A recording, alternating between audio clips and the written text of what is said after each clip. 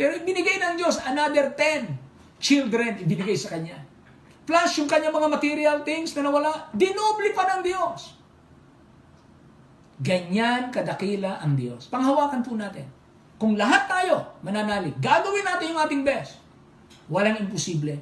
Babaguhin niya pati ang ating kanya-kanyang buhay sa ating pamilya, ang ating pananalapi, ang ating simbahan. Makikita natin ang kaluwalhatian ng Diyos. And that is the best na makita ng mga tao.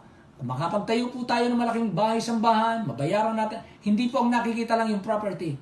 We want to see that is the glory of God through the church. So mga minamahal, kung kayo ay may pananampalataya katulad ng butil ng mustasa, buo, buhay, pangkaraniwan kung tignan. Ang salita ng Diyos, pangahawakan nyo, maging buo ang ating panananan, maging buhay ang ating commitment.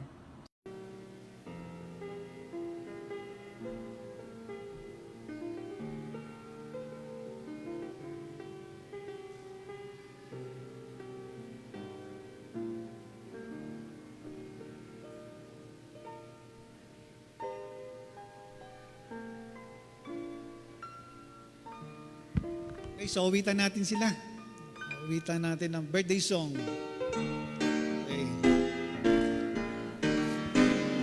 Once again has come your birthday. Once again the time has come. What a lovely gift from Jesus He has given you on your name. Happy time, your birthday. Happy time,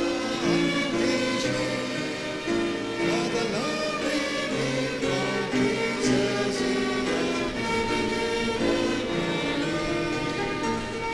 Birthday to you, happy birthday to you, and stay only year. Happy birthday to you, happy birthday to you, and many more years to come.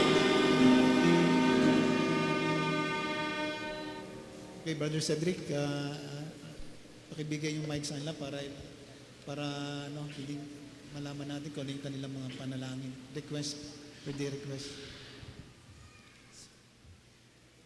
Ang prayer request ko lang po, kalakasan lang po ng lola ko.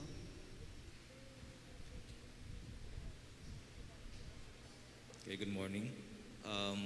My prayer request is, first of all, our Christian life journey as a family, then health and safety ng lahat, and also my career, professional career. Thank you.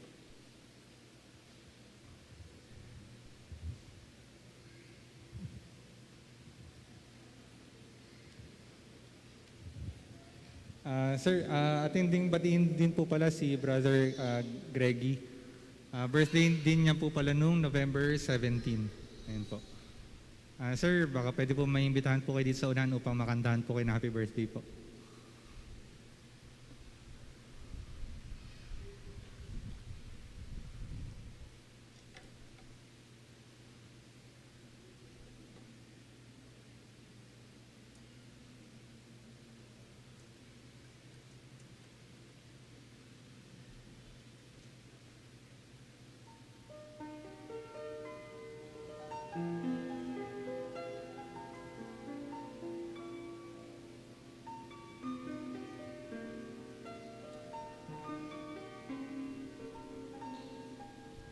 Pakinggan natin yung request ni Brother Reggie.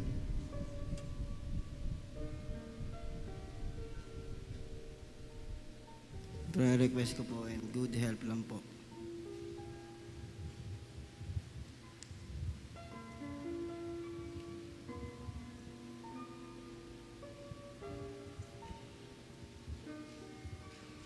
Let's pray.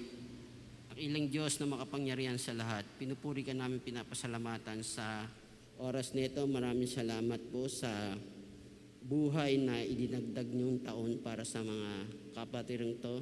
Panginoon, dalangin ko po ang kanilang request na patuloy niyo po silang pagpalain at biyayaan, patuloy niyo po silang gamitin sa inyo po, Panginoon, na makapaglingkod na may katapatan po silang lahat. Panginoon, dalangin ko po ang taong ito ay lalo pang maging gamitin niyo po upang kami maging matatag sa mga nararanasan namin mga pagsubok. Dalangin ko po ang lahat nito na nag-birthday ngayon, Panginoon, sa taon na kaarawan nila. Gamitin niyo po sila na magpatuloy at manatili at hindi mahadlangan ng anumang problema na nararanasan natin. Maraming salamat po sa Panginoon Jesus na Bagligtas. Amen. Amen. So maligayang kaarawan sa ating mga kapatid. Purihin ang Panginoon. Amen. So tayo po ba ay pinagpala ng Panginoon sa umagang ito? Amen. So purihin ang Panginoon. No? Maraming pong salamat, Pastor David, sa pagbabahagi po ng salita ng Diyos. So mamaya pong hapon, 2 o'clock po yung ating service at muli po natin makakasama si Pastor David para muli tayong mamuni ng salita ng Diyos. Amen. So, paalala po ba? Meron pa ba? Wala na. So, tayo pong lahat ay tumayo. At umawit pa tayo ng isang awitin, yung ating awitin, yung Dakilang Katapatan. Then after this, hiniling ko po si Brother Andy Moting para maunahan tayo sa closing prayer. Okay.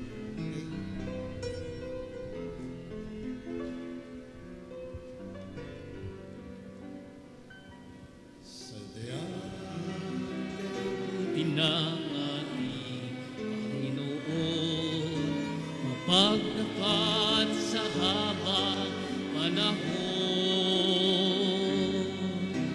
maging sa kabila ng ating kulang, biyaya niya'y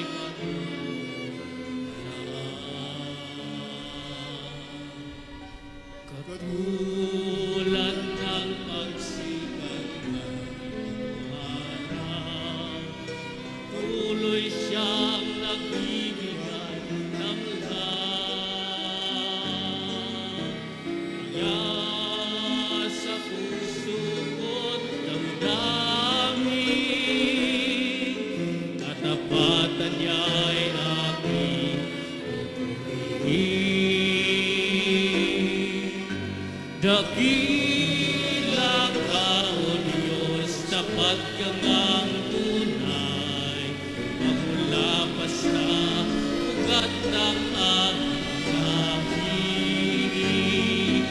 Mundo'y magunaw man, maaasahan kang lagi, maging hanggang wakas nitong buhay. All the ladies sing.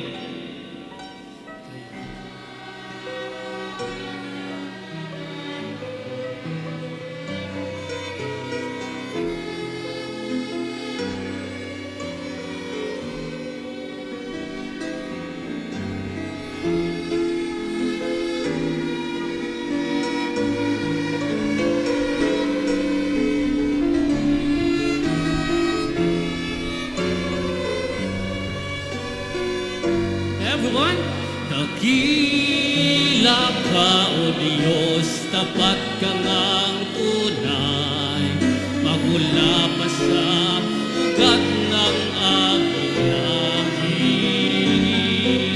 Mundo'y magunaw man, maaasahan kang lagi, maging hanggang wakas nitong buhay.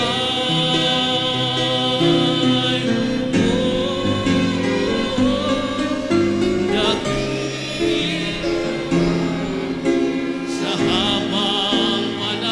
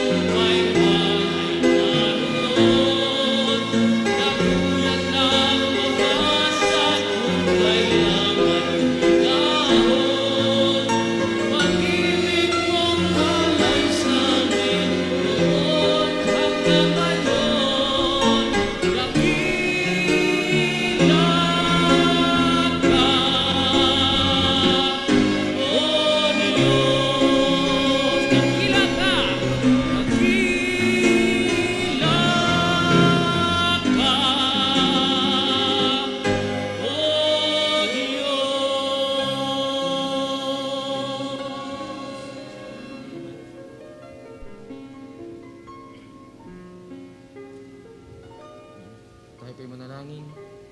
Ama naming Diyos, maraming salamat po sa araw na binigay niyo po sa amin. Salamat po sa pagkakataon na kami magkasama-sama sa inyong bahay, isang bahay. Bagamat Panginoon na kami nakakaranas ng isang pandemya, kami nagpapasalamat Panginoon dahil kami patuloy niyong tinitipon dito sa inyong bahay-sambahan. Salamat din po Panginoon sa inyong mensahero na ipinrovide sa amin. Bagamat wala pong aming pastor ngayon dito, kayo pong patuloy na bibigay ng tagapagsalita upang kami inyong turuan at inyong gabayan po Panginoon sa aming pang-araw-araw na pamumuhay po Panginoon. Ingatan niyo po kami sa aming panandaliang paghihiwalay po Panginoon. At nawa po Panginoon ay kayo pong patuloy mag-nourish sa amin physically, spiritually, emotionally, and mentally po Panginoon. Lahat na ito ang aming tinataas sa matas pangalan ni Jesus. Amen. Amen. Magandang tanghali po sa ating lahat.